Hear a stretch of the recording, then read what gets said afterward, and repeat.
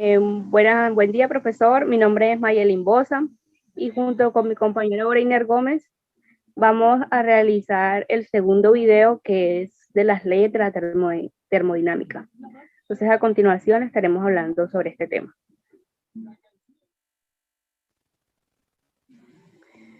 Bueno, como dije anteriormente, vamos a hablar sobre las leyes de la termodinámica junto con mi compañero.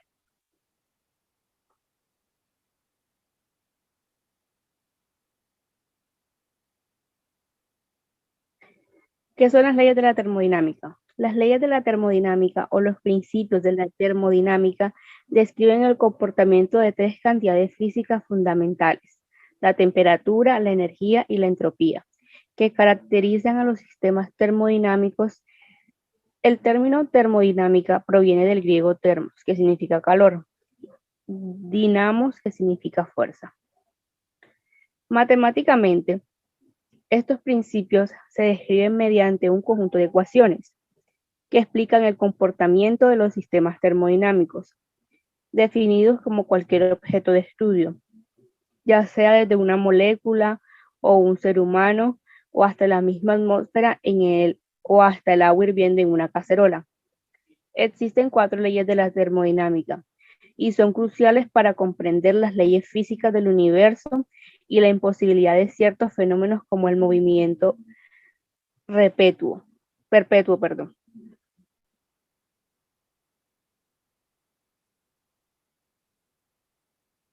Origen de las leyes de la termodinámica. Los 4 principios de la termodinámica poseen orígenes distintos y algunos fueron formulados a partir de los anteriores. El primero en establecer, de hecho, fue el segundo, obra del físico e ingeniero francés Nicolas Leonardo Sadi Carnot en 1824. Sin embargo, en 1860, este principio volvió a formularse por Rudolf Clausius y William Thomson, añadiendo entonces que la que hoy llamamos la primera ley de la termodinámica. Más adelante apareció la tercera, también conocida como postulado de Nernst, porque surgió gracias a los estudios de Walter Nernst entre 1906 y 1912. Finalmente, la llamada Ley Cero apareció en 1930, propuesta por Eugene y Flower Cape. Es decir, que no en todos los ámbitos es reconocida como una verdadera ley. Bueno, y ahora continuamos con la ley cero de la termodinámica. La ley cero se conoce con ese nombre, aunque fue la última en postularse, también conocida como la ley de equilibrio térmico. Este principio dicta que si dos sistemas están en equilibrio térmico de forma independiente con un tercer sistema, deben estar también en equilibrio térmico entre sí.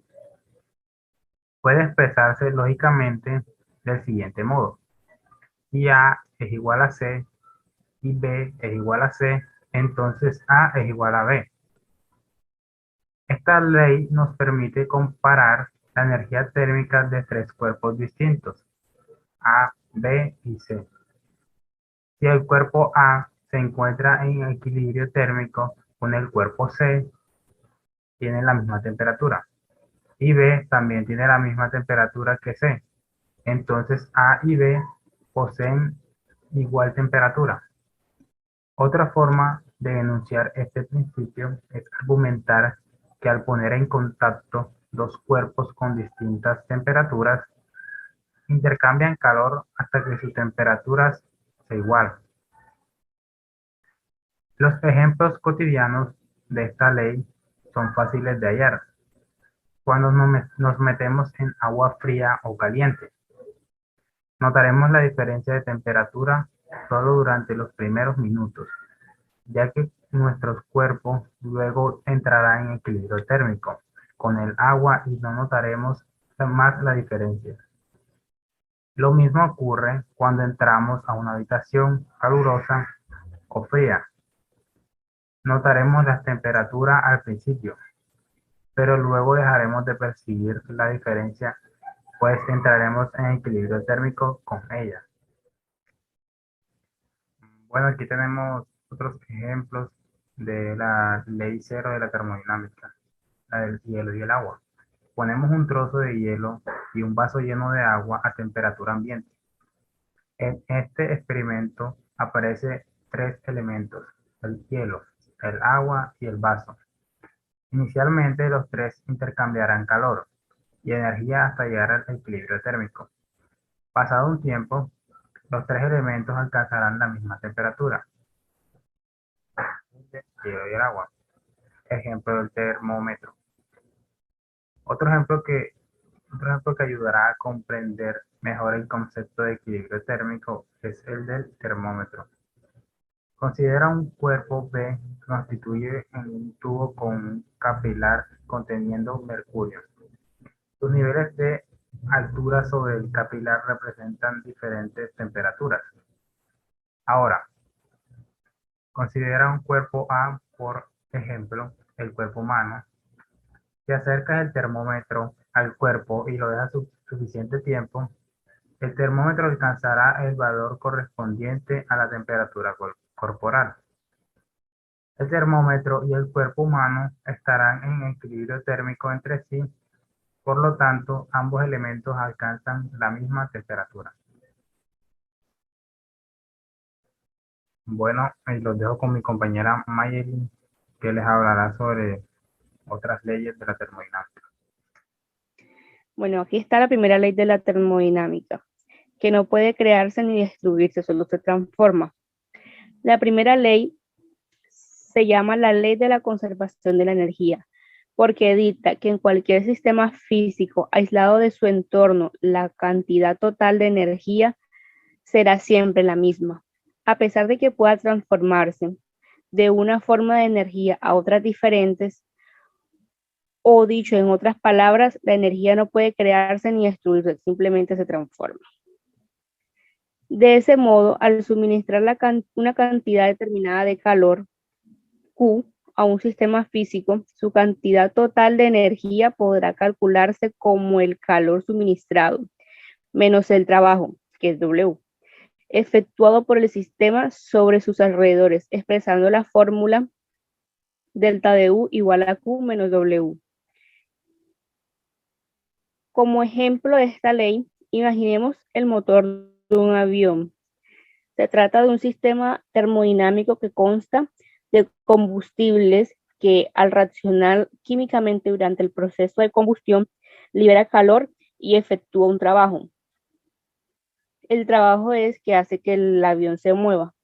Entonces, si pudiéramos medir la cantidad de trabajo realizado y de calor liberado, podríamos calcular la energía total del sistema y concluir que la energía en el motor se mantuvo constante durante el vuelo. Ni se creó ni se destruyó energía, sino que se le hizo cambiar de energía química a energía calórica y energía cinética. O sea, se realizó un trabajo o un movimiento. Segunda ley de la termodinámica. La segunda ley de la termodinámica, también llamada ley de la entropía, puede resumirse que la cantidad de entropía en el universo tiende a incrementar en el tiempo. Esto significa que el grado de desorden de los sistemas aumenta hasta alcanzar un punto de equilibrio, que es el estado de mayor desorden del sistema.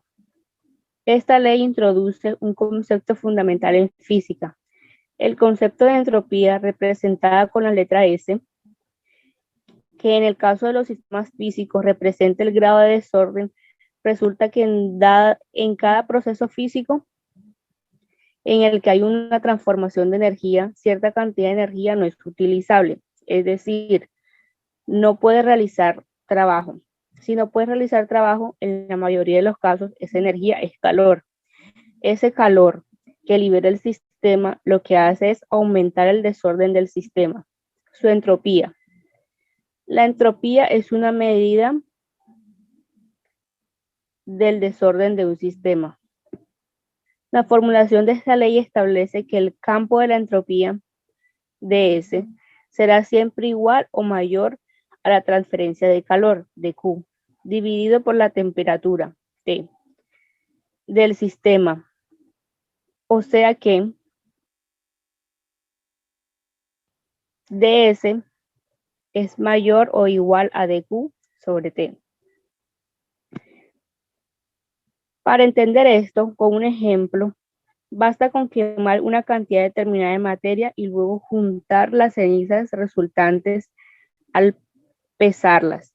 Comprobaremos que menos materia que la que había en su estado inicial, parte de la materia se convirtió en calor en forma de gases, que no pueden realizar un trabajo sobre el sistema y que contribuyen a su desorden.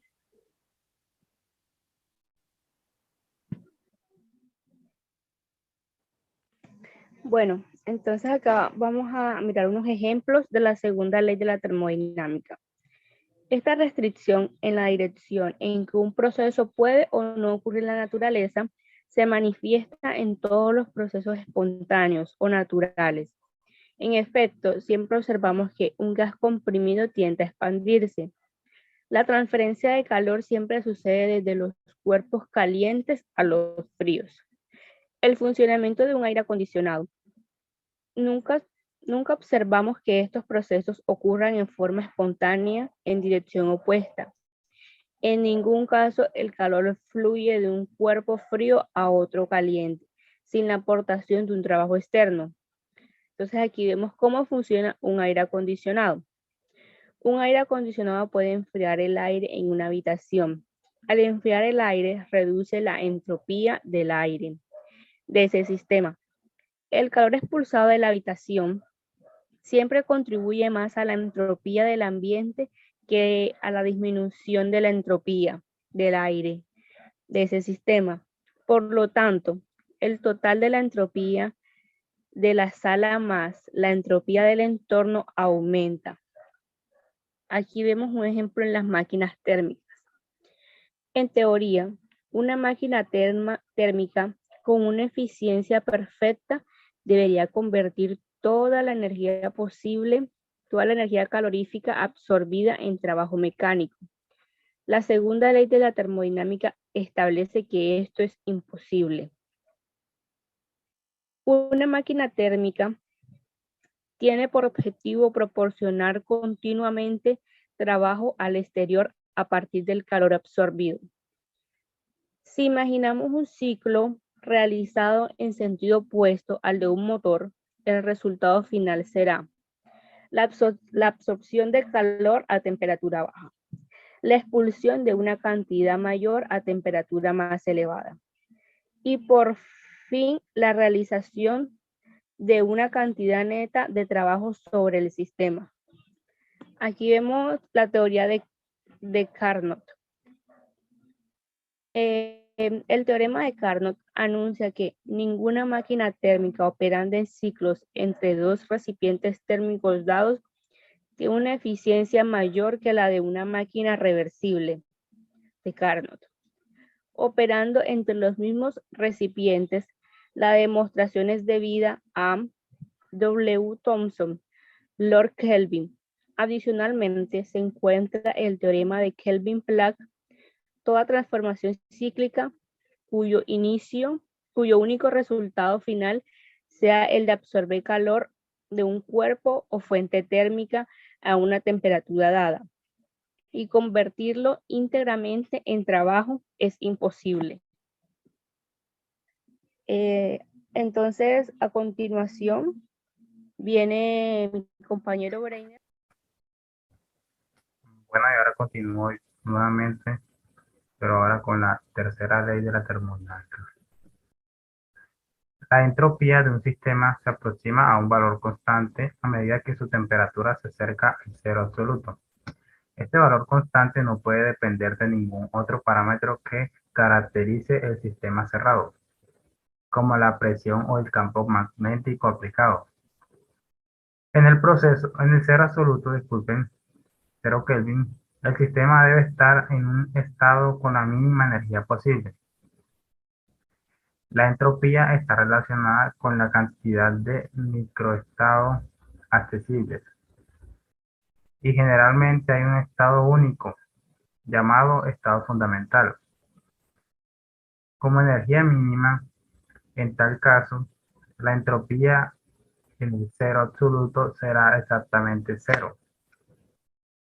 Si el sistema no tiene un orden bien definido, si su orden es vidrioso, por ejemplo, entonces se puede quedar algo de entropía finita, ya que el sistema se lleva a temperaturas muy bajas, ya sea porque el sistema se bloquea en una configuración no energía mínima o porque el estado de energía mínima no es el único.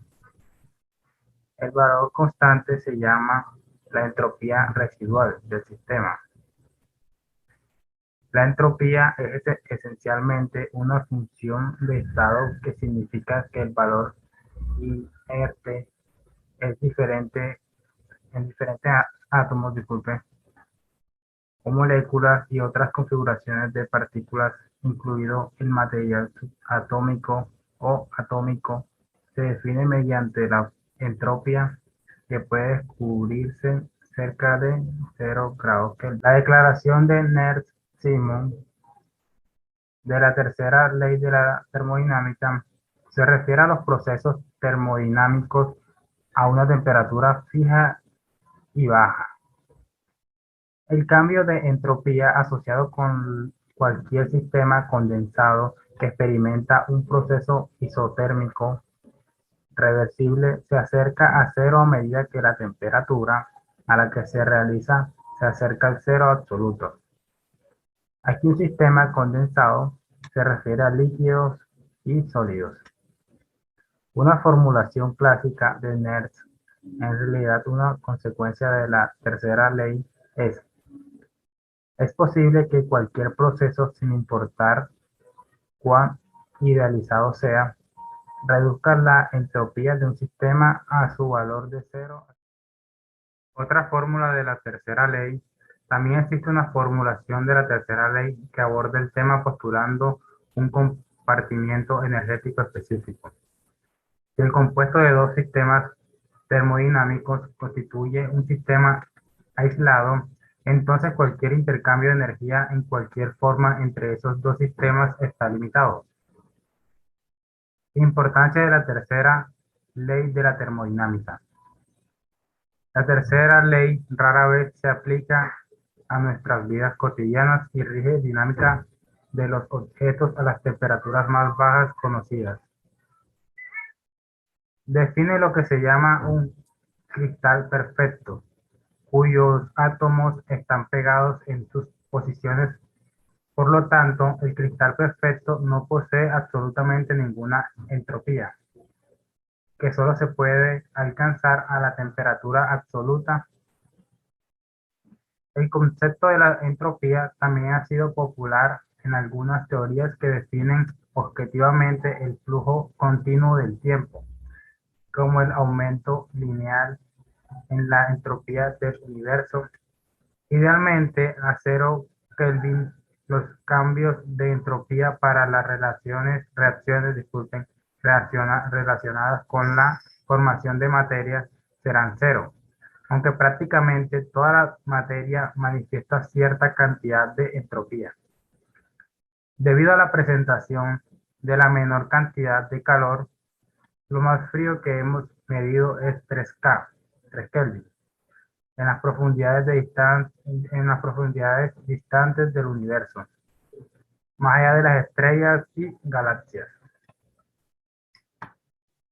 Aplicaciones de la tercera ley de la termodinámica.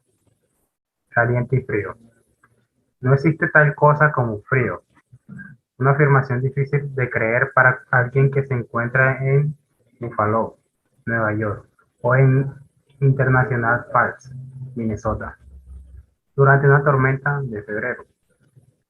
Ciertamente, el frío es real como una experiencia sensorial, pero en términos físicos, el frío no es una cosa, es simplemente la ausencia del calor.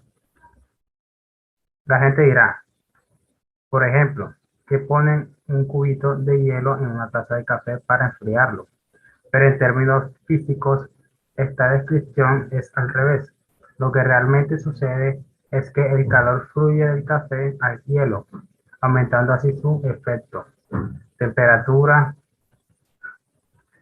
La temperatura resultante está en algún lugar entre la del cubo de hielo y el café, pero no se puede obtener el valor simplemente promediando las dos temperaturas al comienzo de la transferencia.